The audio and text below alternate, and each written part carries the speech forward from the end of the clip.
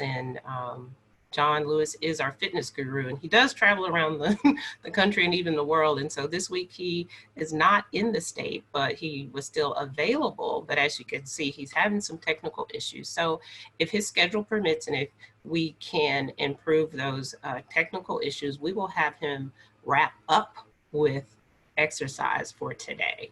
All right, so very quickly, if you're just now joining us, thank you for being here with us for BrainTalk Live. Today, we have a lot of information to cover, so take notes and get ready to dive in. First, you're going to hear from Ken Hepburn. Dr. Hepburn is our Director of our Outreach Recruitment and Engagement Core with the Emory Alzheimer's Disease Research Center. He's going to be talking about managing behaviors of people living with dementia during COVID-19. Then you're going to hear from Dr. Monica Parker. She is going to resume part 2 of her talk about nutrition and cognition. And we still have questions coming in. So I know our panelists are looking at the chat and we'll be addressing those questions you have. Then we're going to hear from Suzette Binford with our Cognitive Empowerment Program. She's going to be sharing with you like the pros and cons of telling someone about a dementia diagnosis.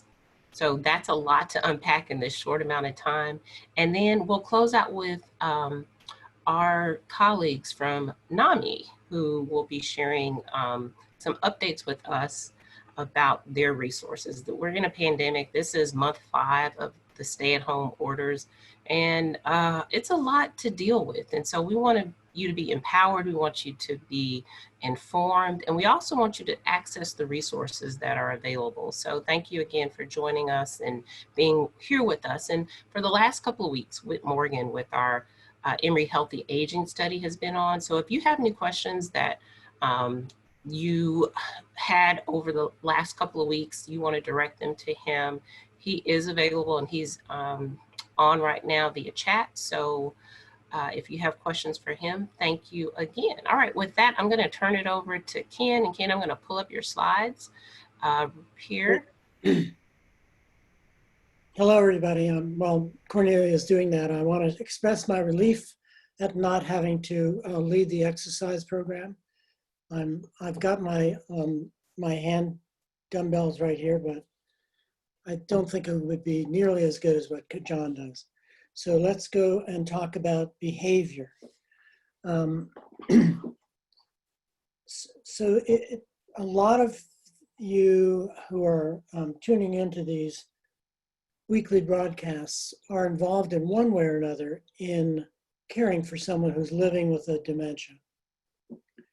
And if you are in that position, then you're basically in a position of guiding and managing that person's behavior. You have some role and a considerable stake in that person's behavior. So let's go to the next slide.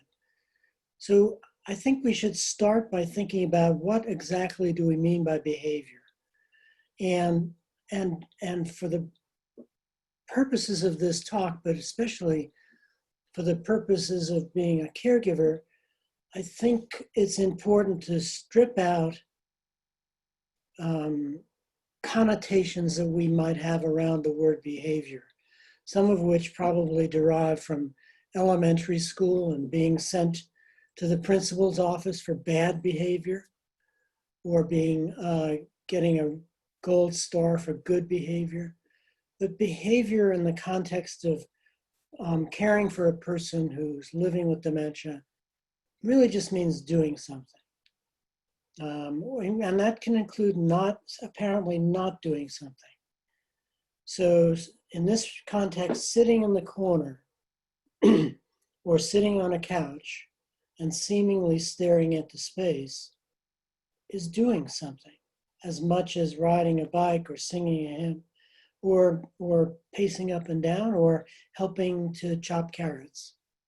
So let's stay with that notion that behavior is a very neutral kind of word. But you as a caregiver, it's not neutral because you are in the business either of wanting to encourage, persuade, guide the person to do something, or encourage, persuade, and guide the person from doing something. So you are involved in that person's behavior. And let's go to the next slide. I just want to show you 3 different models. And the next slide is, oh, I'm sorry. Why does it matter the behavior is neutral?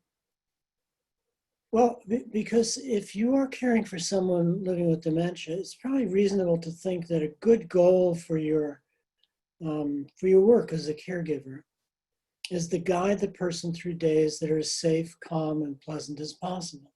And that means guiding the person to do things, that is to say, to behave in ways that are as safe, calm, and pleasant as possible. So, next slide.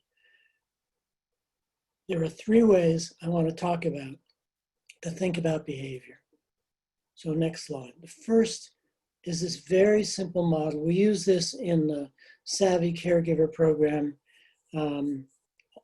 as a way to introduce caregivers to way of thinking about behavior. So if you think about any behavior, think about something that you're being here. That is a behavior. You're attending to this program. I am engaged in giving you a talk. That's the behavior. I'm giving you a particular kind of talk. It's a talk, very academic in nature. It uses slides. And I have made kind of the decision that this is the talk I want to give. I mean, the kind of talk I want to give. It also comes out of me because I am an academic and I'm used to doing this. So this behavior, this talk is very largely driven by me, the person. However, others are involved and the setting is involved too. I am directed in these talks by Cornelia, who has taken your questions and has distilled them and says, you know, Ken, this week it would be really good. Could you give a talk on behavior? So my behavior, this talk is driven by how I give talks, but it's also driven by Cornelia's analysis of your input that what we would like is a talk on behavior. The other part of it is driven by the setting. If I were to give this talk to a small group in person, I wouldn't do it this way. I would use one another. We would do it very interactively, and I wouldn't use slides at all. I just kind of talk it through. But this, my behavior in this instance is shaped by this model. I, the person, control the behavior a lot. Cornelia had her input, and the setting has an input. Go to the next slide. When you throw dementia into this equation, what happens is the terms of the equation, person, other, and setting, remain the same in terms of the way they influence behavior. But as you see, as the progressive illness proceeds, as dementia continues to progress, the relative weights of those terms changes, so that as the person becomes increasingly deeper and deeper into the dementia, her control over behavior lessens. Others' control and the control of this and the control of the setting exerts increase. So when you think about guiding behavior, you have to take into account where's the person in the progression of his or her illness, and therefore how much do I play a role? How large is my role? How large is the settings role? So as we're talking about setting, let's go to the next slide and the next model of behavior. This is a model that comes out of academic research in nursing, and it's called the progressively lowered stress threshold model. And what it suggests is that we all have a comfort zone within which we can balance multiple tasks and various kinds of stress. Every one of us has a capacity to juggle, any number of balls in the air. We also know when there are too many balls in the air or too much else is going on to keep that many in the air, and we have the capacity to recognize this and to do something about it, to pull set one or two balls aside, to remain in our comfort zone and to avoid leaving that comfort zone where we might have a catastrophic reaction because we're just too jangled, or we may just say, I'm shutting down here.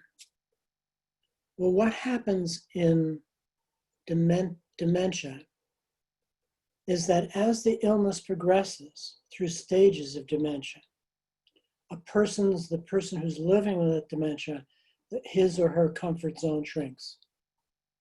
And the susceptibility to overstimulation, too many things going on, and or understimulation, just being sort of bored, that susceptibility increases. And so you, as a caregiver, when you look at the environment within which a behavior is occurring, if there's an overreaction, if you're seeing an overreaction, if that's the behavior you're seeing, one possibility is that there's too much going on and you need to damp down the environment. Next slide. This is really the last slide, but this is something of the punchline slide. So the red circle is focused on behavior.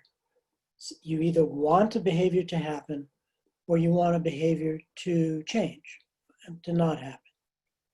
So this is a model of behavior that's called the ABC model, where it means antecedent, behavior, and consequence. Two fancy words. Basically, something happens, an action occurs, and then a response occurs. From your perspective as a caregiver, either creating the trigger that promotes a behavior or formulating a response to a behavior that provides a new trigger are the two things that you have in your control to try to shape and guide that behavior, right? So if you want the person to be engaged in peeling carrots, say, you want to create triggers for that. So perhaps you bring the person to the kitchen, put carrots in front of her, put a peeler in her hand, make a guiding motion, just sort of give a cue visually. That's if somebody is kind of more advanced in the dementia. If you have someone quite early in the dementing illness and you want that to happen, you say, Fred, let's go and peel some carrots. And you can walk from one room to the other. Your trigger is tailored to where that person is, your assessment of where the person is in the dementia. On the other hand, if you see something happening, if you see the person becoming sort of excited or agitated, you are in control of your own response to that agitation. So first look around and try and figure out what's going on. What am I seeing? And it may be there's too much going on and you are able to, maybe there's a television going on and there are bright lights in the room and so maybe your response is take away some of those triggers, soften the environment and let the person calm down. Maybe the person is, really sitting by herself and you think she could be more active. I'm not just going to say, get up and start exercising, but maybe what I'll do is bring her something that we could do together that will produce a different kind of behavior, something a little more engaged, a little more lively. You present the trigger to the new behavior. So that's all the slides. I can just finish up without slides. Okay, so you talked about the progressively lowered stress threshold theory. Right. And was sort of our abbreviated introduction to it. What specialists could provide a little bit more detail? Is this like an occupational therapist? Is this the nurse, the doctor? Who could help? I don't think it's something. I think it's a kind of a model or a theory that was produced by two nurse researchers. I think it's really more of an image that one can keep in one's mind, that we all have limits to what we can handle. And what maybe your question is, how can we come to figure out where the stage is for somebody? Is that what your question maybe is? Right. So if I wanted to dig a little deeper and have some other applications, where could I see additional information about applying this model as a caregiver? I think that one practical thing would be to try to get an assessment from someone. It could be a neurologist, could be an occupational therapist, it could be primary care physician who understands dementia. Get an assessment of where along some kind of spectrum is your person in terms of the stage of dementia. And then you can begin to think, as the person has progressed along those stages, that that band of tolerance for multiple stimuli is shrinking. And so then you can just kind of be empirical. You can sort of look at the person, and if you observe, agitated behavior, and you look around and you see, gee, there are 3 or 4 things happening. I got a couple of the grandkids over. The television is on. There's a whole big conversation going on in the kitchen, and she's sitting over there in the corner, just kind of really pulled into herself. When you look at that, when you assess that situation, you can use this framework to say, I need to remove some of these stimuli. I'm going to at least turn off the television, or in the future, I won't have the big family gathering. I'll have small groups of family coming over, and we'll be a little bit quieter.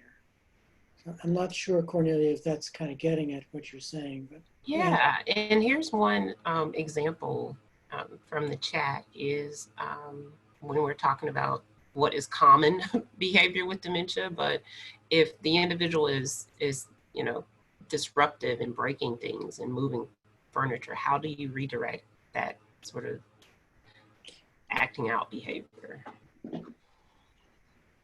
Well,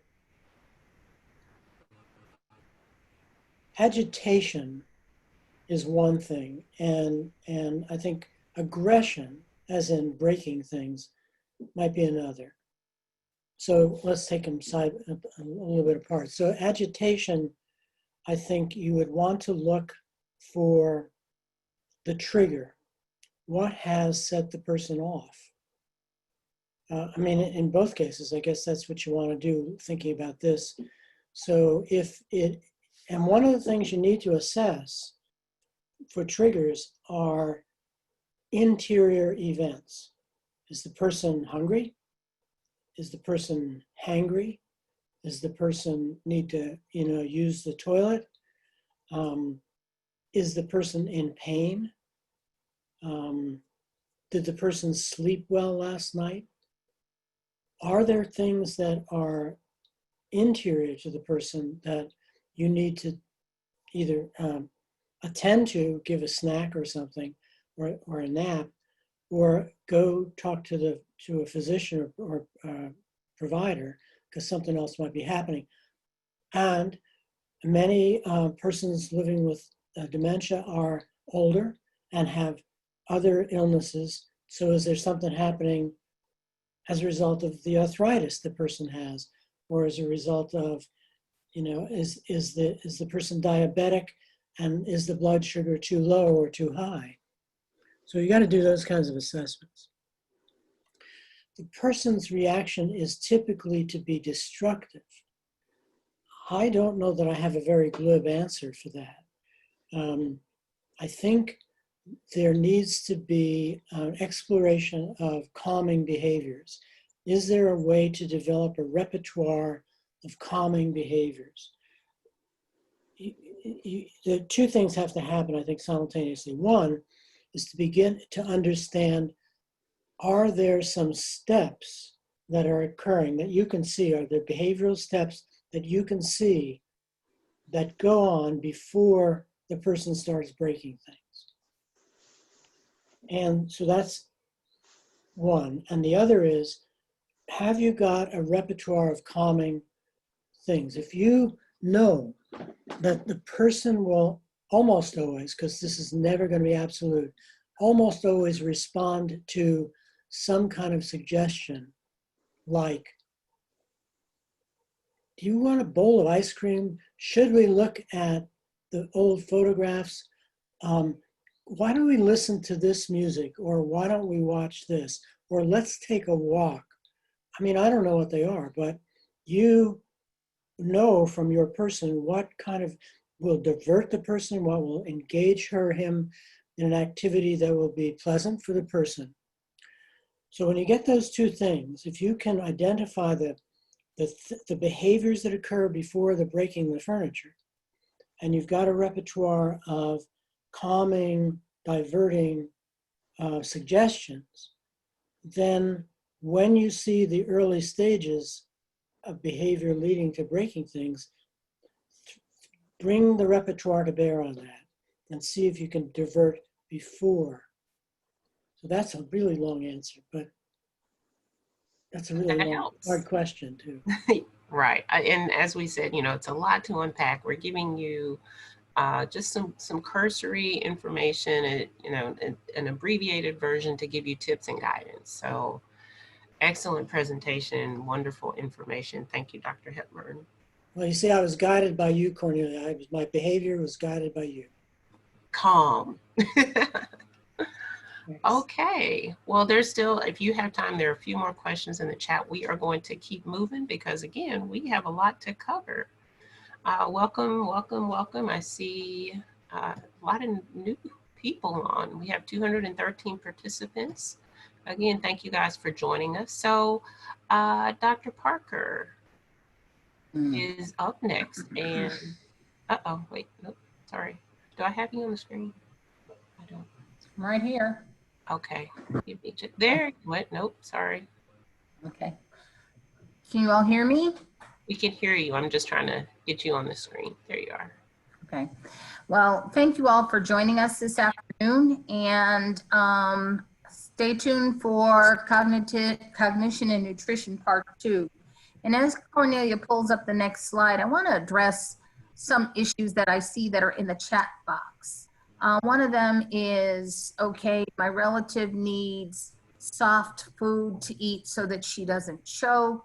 Can you recommend what kind of diet she should have? And one of the things that I'd like to say is that, a nutritionist or a registered dietitian can kind of help you determine what kind of diet your person needs to consume, whether you have congestive heart failure, kidney disease, or any of those sorts of things. A registered dietitian or nutritionist can help you make the appropriate food choices. Because a lot of older adults with dementia generally don't consume as many calories as the rest of us do because they don't remember certain things, I'm really fairly liberal with whatever it is they want to eat. If it's something they feel that they can eat and they can put in their mouths, go on and give it to them, because some nutrition is better than no nutrition. So how do you keep this one from doing that? You know, we want to hide the fruit. She eats the fruit but doesn't eat the meat. So you have to, you know, everybody is different. I can't, you know, really advise you on how best to do that. But I do think that if your care person needs to have a specialized diet, it makes sense for you to consult, if you will, with a registered dietitian and a nutritionist about what kinds of things you should purchase and how you should probably prepare them. I think the same thing can be said with respect to protein or vitamin supplements. If somebody has a vitamin D as in David or B as in boy deficiency, and that's been borne out by laboratory tests, there is a prescription medication for severely low vitamin D and vitamin B, as well as magnesium and calcium. You know, nutritionally, if you need additional calcium, you know, you can take supplements, but you can also eat yogurt, drink milk, and things like that that have calcium in them. I think this is where, as we get a little older, it helps to confer with and to speak to a registered dietitian and nutritionist to find out what you need. It's not good to just take supplements and not have food to go along with it. So being more specific about the kinds of supplements you take can be helpful. We use Glucerna and we use Ensure for people who aren't generally taking in enough calories, to give them some calories that are easy to ingest and certainly accessible. So do we need special nutrients to stay healthy later in life? Well, this is part of that discussion. Calcium is one of those things, if you're a woman and you're postmenopausal, or even a man, one of the things you worry about is brittle bones. So having enough calcium in your bones, calcium that you've consumed really from milk, dairy products, and other things throughout the course of your midlife, are something that you can bank and kind of help with bone strength later on. How or what we eat reduce our risk for Alzheimer's? The answer is maybe. One of the things that we've pointed out, and we've talked about this article before, the Lancet Commission's article on the prevention of global dementia. There are like 9 different things that you can do to reduce your risk of developing dementia. And one of those things that we talk about is consuming diets that are high in antioxidants, like fresh fruits, vegetables, things like that, but also things that have low fat content that decrease your risk for vascular disease. So we have recommended the Mediterranean diet, the MIND diet, which is a hybrid between the Mediterranean diet and a heart healthy diet. And last week when we spoke, we talked about My Plate as an overall dietary recommendation. And we did talk about the Mediterranean diet. So there are whole lots of websites and everything available that talk about diet and what we can do to reduce our risk for Alzheimer's. But some of the things to keep in mind for those of us who live in the Deep South and have a Deep South palate, we want to reduce the amount of fried chicken we eat when we're in our 40s and 50s. We want to reduce the amount of heavily fatted, heavily salted foods, because those are things that increase our risk for hypertension. A 20-year history of hypertension predicts makes you more susceptible to developing vascular dementia. Somewhere between the relationship between vascular disease, we're not exactly sure. There is some mechanism in there that contributes to the turn on of the Alzheimer's cascade. Not sure what it is yet because research is still ongoing. But if you want your brain to be healthier, what can you eat to reduce? Remember, we've been saying it. We're going to continue to say it. What is good for your heart is good for your brain. So low sodium diet, dark green leafy vegetables that are high in antioxidants, fresh fruits, servings, 5 to 7 servings of fresh fruits, vegetables a day are important. We've done that. I want to continue that. This is what you should eat to reduce your risk for Alzheimer's. You want to decrease your risk for vascular disease. Certainly those people in their 40s and 50s, that's a good thing for you to do. But when you hit 60, 70, and 80, you need to continue that practice. Next slide, please. MIND diet, Mediterranean diet, heart healthy. What are some of the risk factors for cognitive decline? Okay, consistent with diet, high blood pressure. Now, most of us living in the Deep South, we understand that we live in the stroke belt. We live in the stroke belt because we have similar lifestyle habits, regardless of what color we are, regardless of what ethnicity we are. We have the same tendencies if you live in the Deep South. We like fatty food, fried fatty food. We like salty food. All of those things contribute to high blood pressure. Bad cholesterol that you get from eating a lot of trans fats. So we want you to eat more olive oil, more grapeseed oil, olive oils that you can see through versus solid fats, things like lard, things like Crisco, things like butter. I love butter. All of us love butter on fresh bread and maybe even fresh seafood. But butter consumed on a daily basis is really not something that's good for our arteries. It's not good for our overall health because of the fat that's contained within it. High triglycerides, that's what is associated with. Diabetes, there is a connection between the onset of diabetes. Again, a 20-year history of hypertension, a 20-year history of midlife diabetes are all risk factors for stroke. They're all risk factors for heart disease.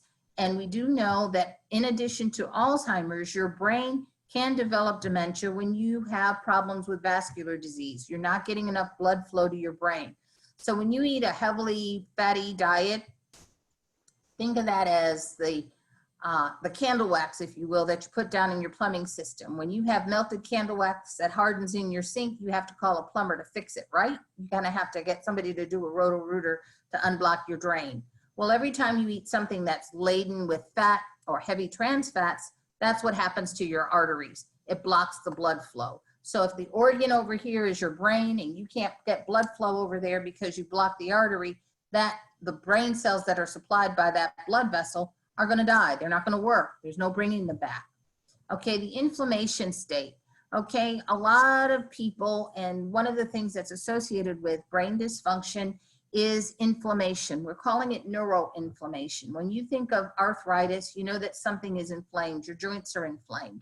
But in neurological disorders, we're noticing that there is a pattern of inflammation in blood vessels that is also triggering some brain dysfunction. So too much muscle in your blood vessel walls, too much cholesterol in your blood vessel walls minimizes brain blood flow, brain blood flow kills brain cells, and the brain doesn't work anymore.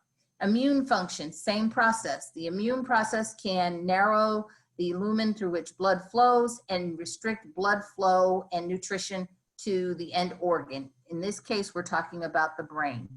This is something that happens not only in the brain, but to the heart, to the joints, to the kidney, and other vital organs. Next, please. What we eat or what we don't eat may affect inflammation, as I've just explained, but having a lack of inflammation is also a way that the body takes care of itself. One major way to know that the body is helping take care of itself sometimes is fever. The body heats up in response to an infection, and the idea is the fever is trying to work the body's way of killing or getting rid of the particular infection. But again, chronic inflammation that's associated with hypertension, chronic inflammation that is coming about as a result of having diabetes, and chronic inflammation that comes about that has to do with blood vessel disorders is not consistent with good health. It's not the kind of inflammation that we're talking about. Next. Those are things that put you at risk for bad health, chronic diseases. Nutrition is still a young science. Many studies of nutrients have mixed results, partly because we haven't really studied enough, but there is enough information around to talk about diet and disease prevention. In countries where they have largely a vegetarian diet, there are fewer incidents of congestive heart failure, heart disease, and obesity. In countries where you have high rates of obesity, diabetes, and hypertension, their diets are very similar. Their diets are consistently shown to have high fat content, high protein content, and not enough antioxidant consumption. Again, we're still working on nutrition, but the things we do know are the heart healthy kinds of things are things that basically project a certain amount of health and longevity in the long run. Next, please. Nutritional needs for people who are aging, omega-3 fatty acids and olive oil. Yes, we want you to get omega-3 fatty acids. Do you need to get a bottle of it? Well, you know, a couple of servings of fish a week will give you dark ocean fish will give you a serving of omega-3 fatty acids. Olive oil, fiber. You get fiber not so much by taking the psyllium, but by eating things like lettuce, peaches, plums, grapes, anything green and leafy. Okay, somebody's going to say, well, I can't have green leafy vegetables. Maybe you can't have spinach. Maybe you can't have kale and collards, but you can have carrots. Yes, that's high glucose content, but that's fiber. Okay, those are things that you need to pay attention to. Chia seeds are a source of protein, high protein and B vitamins. Quinoa, in addition to wild rice and certain other natural whole grains. Vitamin D, vitamin B12. Vitamin D is something you get from being out in the sun. Yes, some people are deficient and they need to have some supplements. You know, the prescription dose for high dose vitamin D is 50,000 units a week. It's not something that you purchase over the counter. I write you a prescription for it. B12. B12 is something that you get in meat. So eating more fish, eating lean meats are ways that you can get the vitamin B12, the calcium, the omega-3 fatty acids. One of the things that we like to stress in aging with respect to nutrition is not just to buy a bottle of supplements, but to eat foods that contain many of these things. So visiting a nutritionist or a dietitian is really a good thing to do. Next. Reduce the risk of dementia and cardiovascular disease, omega-3 fatty acids. These are good acids. These are good fats to have. Again, they come mostly from oily fish, bluefish, bass, any deep sea ocean fish. So eating more fish, salmon is a way to get those omega-3 fatty acids.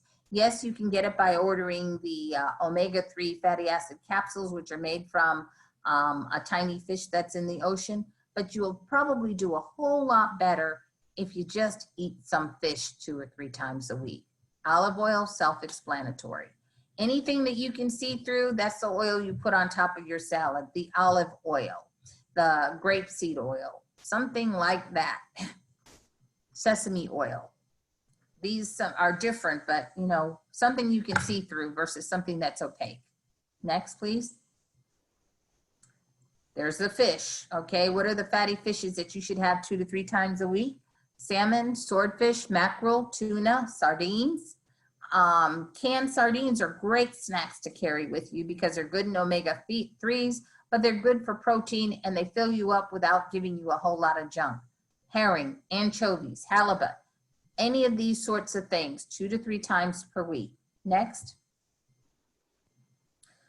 Extra virgin olive oil. It protects against cognitive decline, heart disease, and certain kinds of cancer, simply because these kinds of oils are better for you. They don't block up your blood vessels like I talked about earlier, but also there's a little antioxidant activity there. Next. What's the Mediterranean diet? Lots of fresh fruits and vegetables, tomato products, and keep in mind tomatoes' best nutrition is released when they're cooked. Small portions of fresh poultry, fish, and lean meats, olive oil, whole grains, moderate wine. Red wine is the one that they're advocating. Avoid or limit starchy foods, like no good Southern macaroni and cheese with lots of cheese and butter and milk. No sweets, or limit sweets. I'm going to say limit, that might be better. And again, avoid butter, simply because butter or solid fats are usually contained in processed desserts and sweets that are made, like cakes and rolls, Danish, things like that. Fiber. How much fiber should you have over the 50? 21 grams a day for women, 30 grams a day for men. And when you eat these fluids, again, let's not do the psyllium, let's not do the Metamucil. Eat the oatmeal, eat the blueberries, eat the raspberries, the strawberries, the greens, the kale, the chard, okay? Avocado oil is something good to have, okay? Is it possible to eat too much fish? I suppose, but you know, if you're getting what you need and you're doing well, maybe not. People in Asia, people in Iceland eat more fish than we eat, and they live next to the ocean, so it can't be all that bad. They live longer than we do. People in China and in Japan who live near the water have some of the longest, best longevity on the planet, and their diet is mostly fish. rather than chicken or meat or anything else. Next. More of us need more vitamin D. Okay, during nice weather, it's okay to enjoy direct sunlight on your skin for 10 to 15 minutes before applying sunscreen. For people who have severe deficiencies of vitamin D, and again, we measure this. We order vitamin D levels in the office. If your level is less than 30 or close to that, we're going to recommend a supplement, usually a 12-week supplement of 50,000 units of vitamin D. At least once a week, sometimes twice a week, but almost always once a week, 12 weeks of therapy, and then you can resort to the over-the-counter group that's anywhere from 400 to 800 international units a day. Next. Antioxidant rich foods. We've been talking about this the whole time. Okay, these have flavonoids and lycopenes. Lycopenes are found in things like tomatoes, okay? Most food antioxidants are found in food, okay? You have to be careful about supplements because having too much of something is just as bad as not having enough. Again, benefits of eating or consuming antioxidant rich foods are better than consuming supplements. You need to find these things in your food that you take in. Next. What is an antioxidant rich food? Now that's a great picture. You see lots of color there. Colorful fruits and vegetables. Last week we talked about having a colorful plate, a la my plate, okay? Same principle applies. What kinds of vegetables do I eat? Is there a lot of pigment? Is there a lot of color there? You see red, yellow, and green peppers. You see broccoli. You see carrots.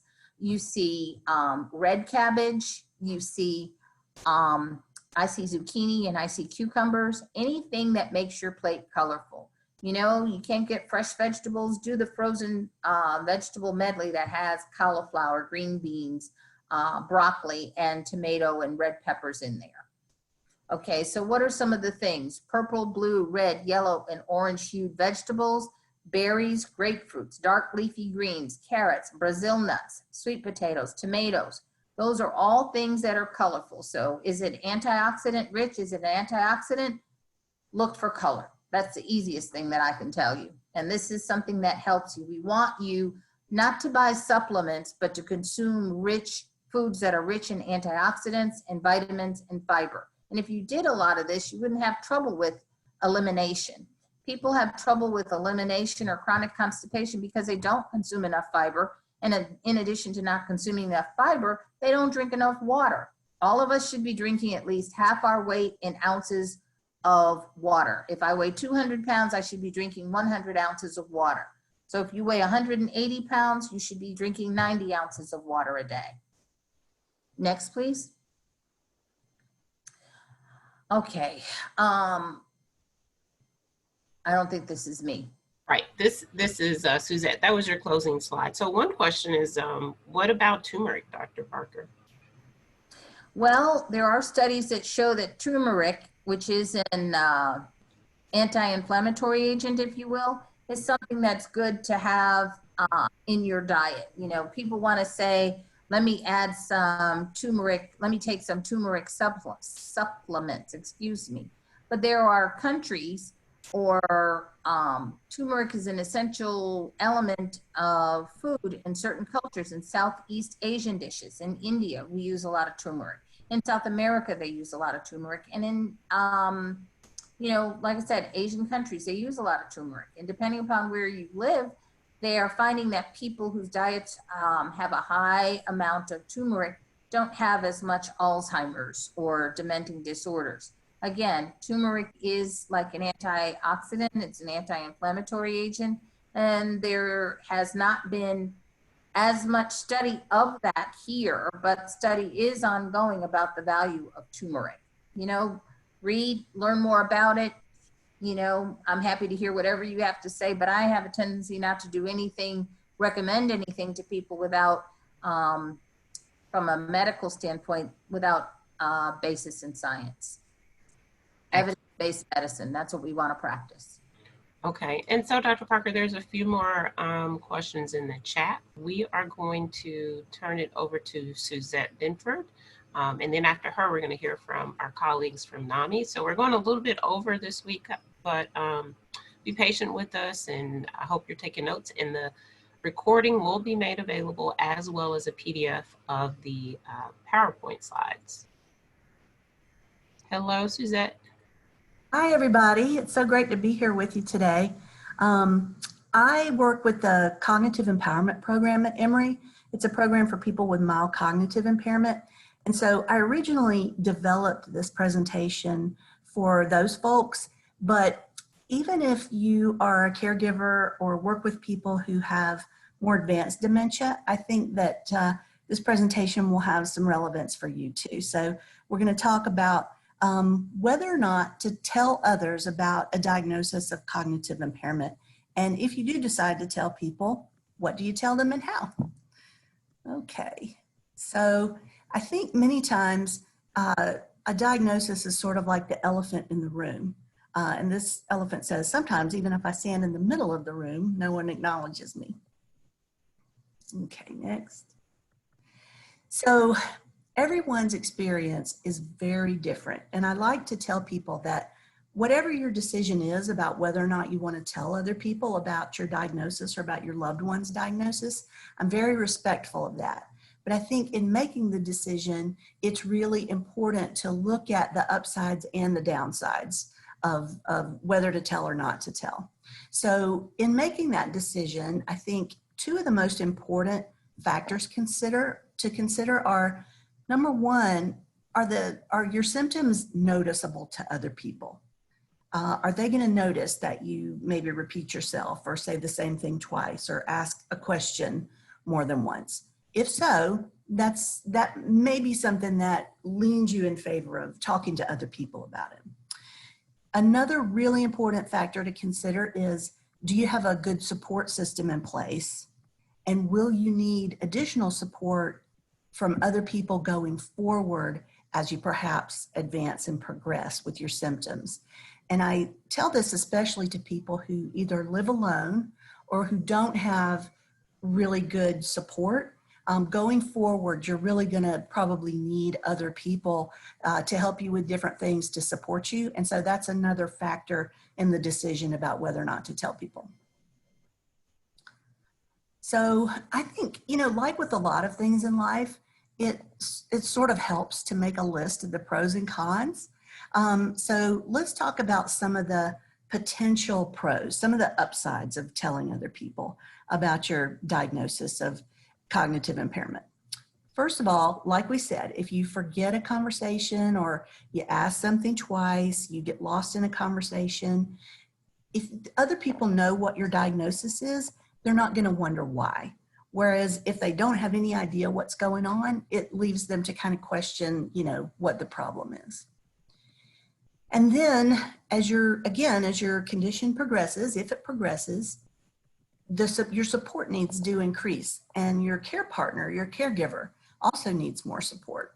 So while some of the relationships that you have may be strained when you share the diagnosis with them, other relationships many times are strengthened. And I just talked to a man about this the other day. He finally told a circle of friends about his diagnosis, and he said that he felt closer than ever to them. They had stepped up, offered to do things for him, and they were actually sharing things about their own lives with him that they hadn't shared before. So that's another potential outcome of this, is that your relationships can actually be stronger with other people. And it's normal to have some trepidation and nervousness about sharing your diagnosis, but talking very openly with other people is a way to educate people and sort of reduce some of the stigma around it. And I think, this is one of the things that prevents us from telling other people in the first place, is the stigma around it. So you're doing sort of your part in, reducing the fears of other people around a diagnosis. Okay, next slide. So potential cons. This slide has a lot of info on it because there are some downsides. First of all, when you first got diagnosed, you probably have, you know, if you're the one with the diagnosis, you had a lot of emotions. Same with caregivers. And when you share your diagnosis with other people, they're going to go through a similar kind of range of emotions. And you have to be aware that sometimes you encounter unexpected or negative reactions from other people. So some of those could be, you know, some people might react with denial. Many people tell me that they have people say, well, you seem just fine to me, and I forget things too. You're fine, don't worry about it.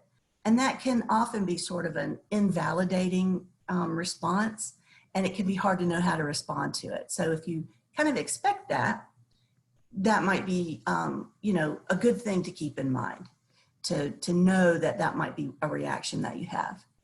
And we get that response of denial because it's sort of a natural human reaction that protects us from feeling overwhelmed by this information. So again, you know, giving people the information about MCI or about dementia helps them overcome their misconceptions. And again, we have to acknowledge that sometimes because people fear this topic, they will sometimes withdraw from you and they'll hold you at arm's length. That doesn't happen all the time, but we do find that it happens. And again, sometimes people just don't know what the right thing to say is, or they don't really know how to interact with somebody who they think, you know, is demented. But this, again, is why education is so important.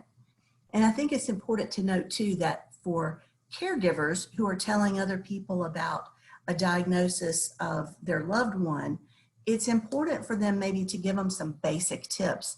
Like, if you talk to this person, please don't correct them or argue with them. Just be friendly. Don't talk down to them. Have patience, and just be with the person in the moment so they feel more prepared to interact with them. Okay, next. So deciding who to tell, I look at this decision as like a bullseye. So in the center of that bullseye are the people who you really need to tell, the people who are in your immediate family, or your spouse, your partner, people who are going to be influenced in some way by your diagnosis. Then the next larger circle of the bullseye are, you know, maybe your friends, and then going outward, you have people who, you know, maybe are folks at your place of worship or your book club, things like this. So when you're thinking about this, you know, think about who are the people you need to tell, who are the people you feel closest to, and who the people are who are going to continue to be supportive of you with this diagnosis. Okay, next. And now just a few words about how to share your diagnosis. This is our last slide. I think you should consider ahead of time who you want to tell, give some thought to what you're going to say ahead of time, and think about where and how and when you're going to talk to, because you want to do it at a time and place when you have maybe some privacy and some time to really have a good chat. And I think it's important to, if you're the person with the diagnosis, let the person that you're telling, let them know that you're still you and that they should just interact with you in much the same way that they always have. And if you make a mistake, it's okay to talk about that, or even to have a laugh about it or chuckle about it. It's okay to be open about it. And here are some final questions to consider. Again, how do you think this person will react? And if the reaction is something I didn't expect, how might I feel and how might I respond to that? And how do I want this person to treat me? This is a big change, but you can let them know that it's only gradually over time that needs change. So think about what you need from that person right now, or what you'd like for them right now. Maybe it's just that you'd like to go to lunch every other week. But I think being specific with people about what you want or what you need helps them know the degree to which you want them to be involved.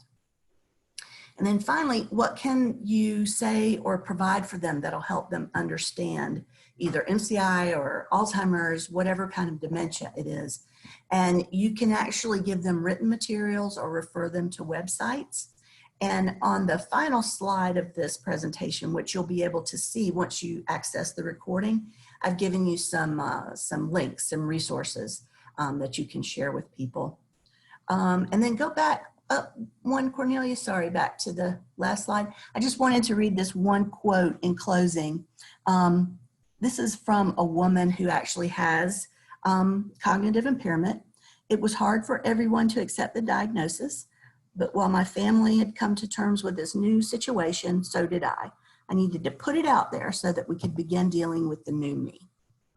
So I hope that this information will give you some food for thought and maybe prompt you to make your own list of pros and cons when you're thinking about people you want to share the diagnosis with.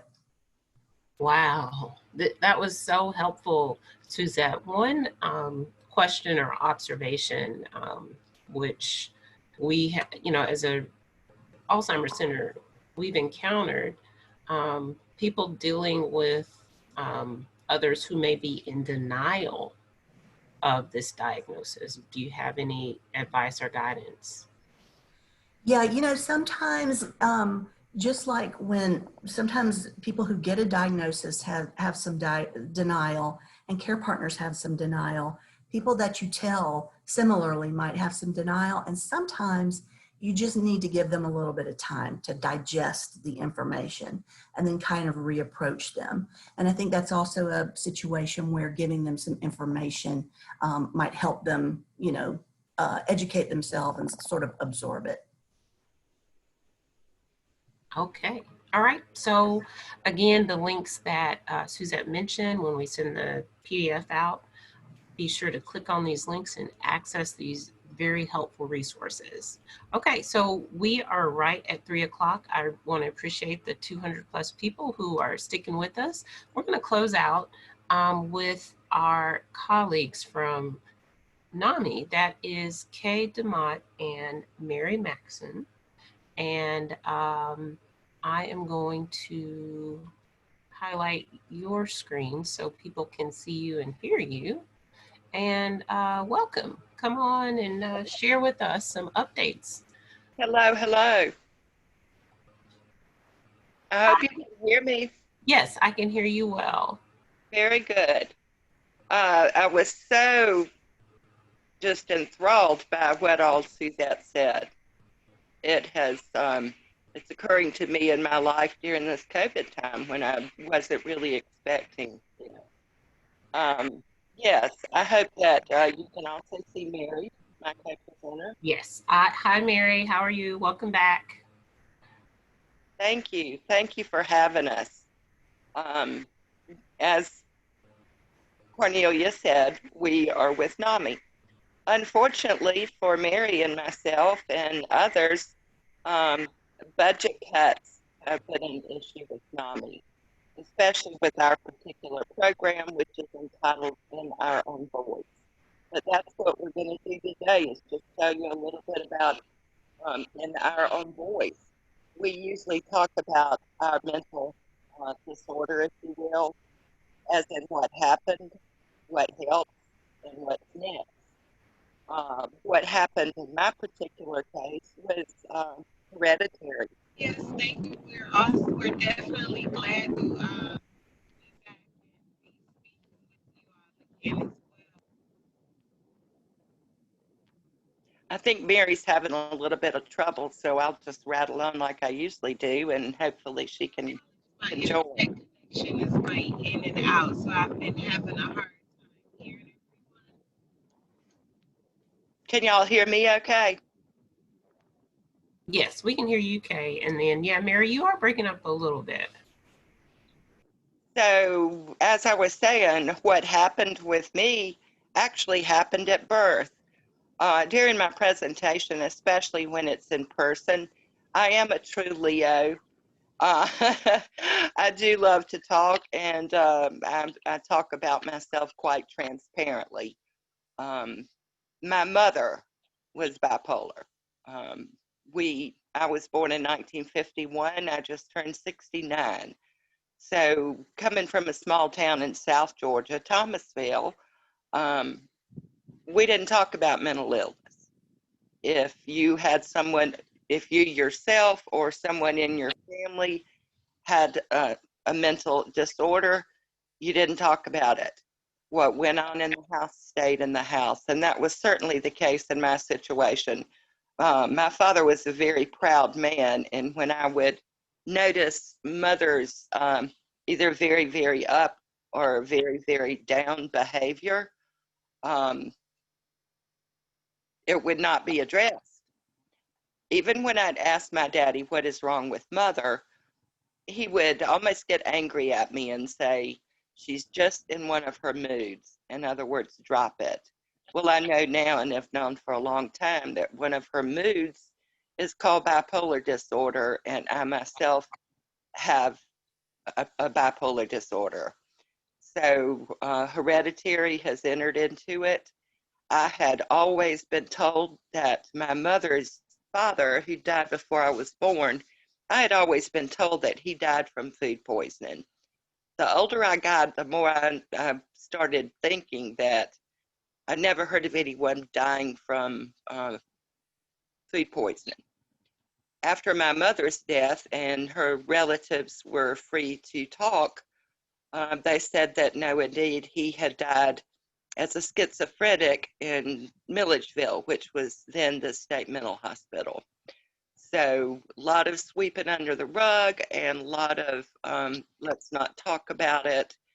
And Mary, if you can join us, I'll let you talk about your situation.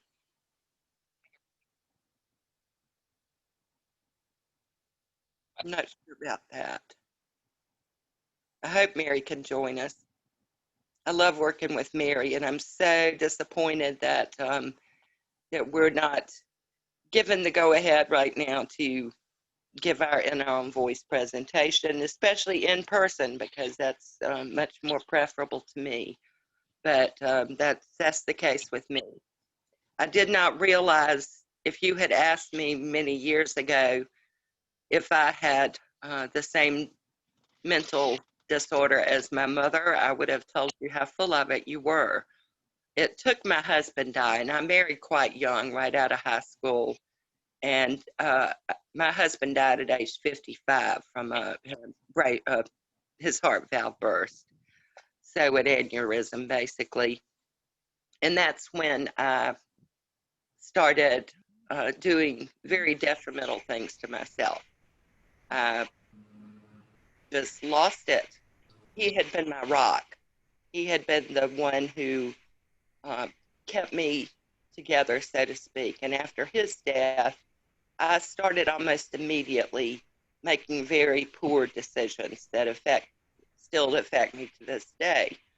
I was either very, very up, very happy, very fun, had a great time, but the downside of that was I allowed myself to do things that, as I said, still hurt me to this day. I acted out sexually. I drank a lot. I had a good time and did not. I just kind of said, "Damn the consequences," and that's the wrong way to handle that. So, in addition to dealing with my bipolar disorder, um, in an effort to self-medicate, I drank a lot. Um, I didn't go out and party. I certainly didn't drive, but I drank a lot. I would buy not a little bottle of wine or a big bottle of wine, but a box of wine and drink alone. And if my family and friends said something to me about my behavior, I got very defensive. I thought if you'd been through all that I had, uh, you might be drinking wine too.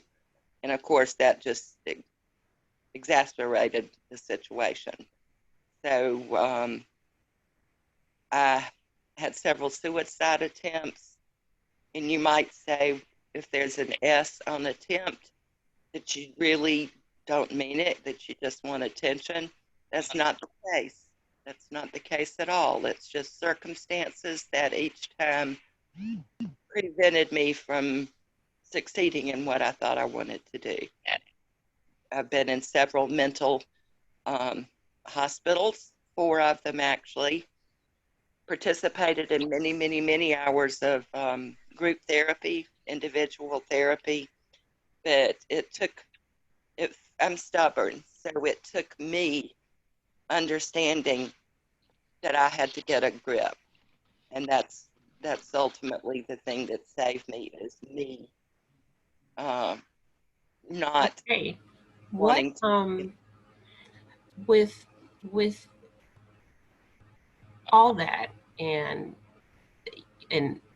not having all of the resources and access that we would in person because of the budget cuts for NAMI, how important, especially during this time, I mentioned early on that this is month 5 of the stay-at-home orders, and Mary, you may want to chime in as well. How important and how much can we encourage our older adults, our caregivers, our people who may even be living alone to seek help? Mary, can you join us?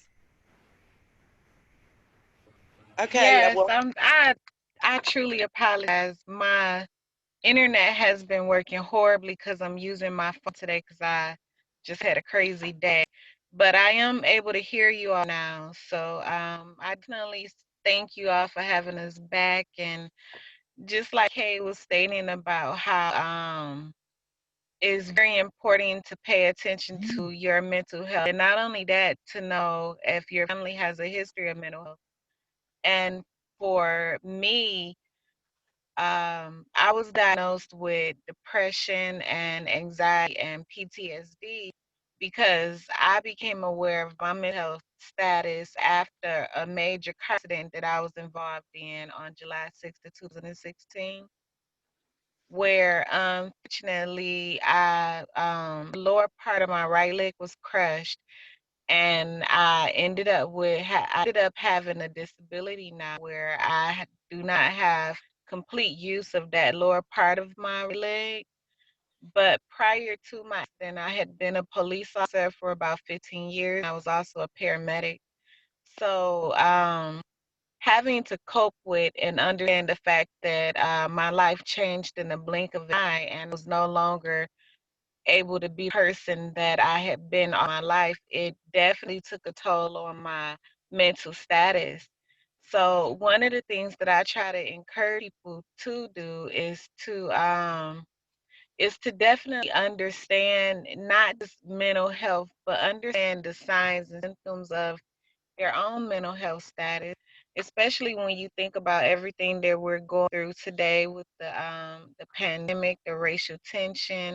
It's just so much going on in the world today to where depression right now has doubled, suicide has doubled, domestic violence has doubled, um, alcohol abuse, drug abuse, everything has doubled right now because people are trying to understand what's going on, but it's like your mind is not able to process it all.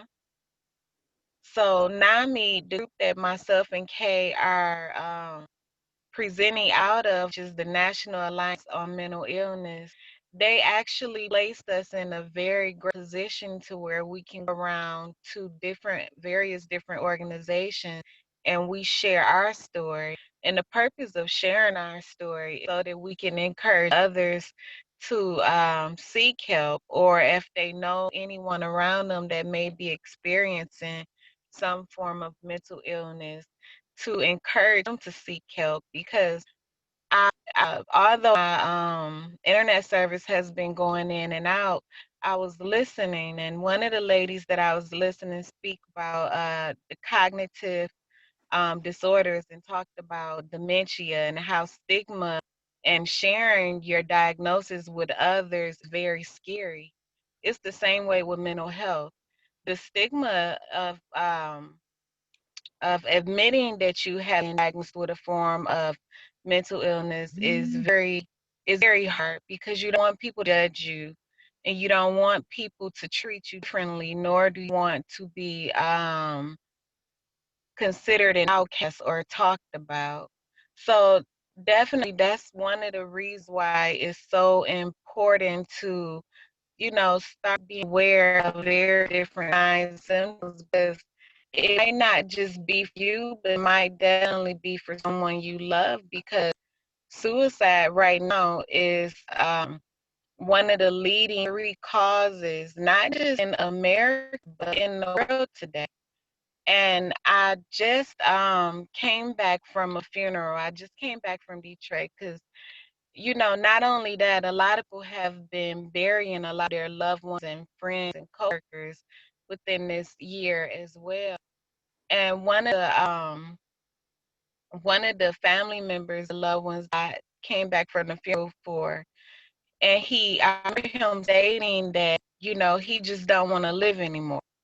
He's been to so many funerals in 2020 that he just don't want to live anymore.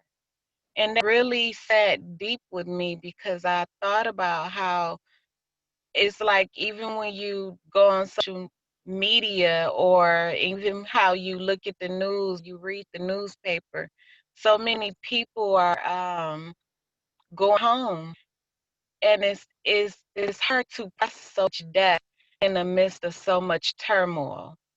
So it's like your mind don't know how to process it all. That's why it's very good to get into a healthy environment where you can be around individuals that are supporting you and your mental health and your grief and your staff. Like, a lot of people didn't know that sometimes a great sign of depression is being agitated. And people don't think that them being agitated is a big sign of being depressed. I did not know that I was so depressed because I was just so agitated, angry, and frustrated. But those are actually key signs of being in depression. So, Miss Mary, I'm going to interrupt. yeah, We're going myself to and have Kay, we to. just definitely want to promote mental health and mental health awareness. And I know the website for now, thank you for posting it. And we just wanted to share our story and, let others know. And another thing that come with being diagnosed with cognitive disorder is mental health. Is because a lot of people mentally are not able to, at that time, accept the fact that they are no longer the person they once was. And I know that's definitely something that I battle with and still battle with, because I still battle with the fact of how I really sometimes would love to cop again. But that's something that I can never do anymore. Yeah. But I Miss just, Mary? at the end of, I just really want to promote a lot of people and just tell everyone's listening right now, start understanding the warning signs for suicide, the warning signs for mental health, and warning signs. Just being an advocate to others, because you never know whose life you might help save, or who you might intervene in and help them to get help, if not for yourself, for someone else. Just listen to people. That helps so much, and laugh a lot. Sometimes situations are not, they're better if you can laugh at yourself a little bit. Don't be quite so serious. Definitely. So thank you so much, both of you. And thank you for all of NAMI's work in the past. We're going to have to end our webinar today. We have the NAMI Connect website and names and telephone numbers in the webinar chat. And we also have Whit Morgan. We wanted to make sure that everybody who is able certainly signs up for the Emory Healthy Aging Study. We'll see you again next week. Thank you so much for joining. Thank you.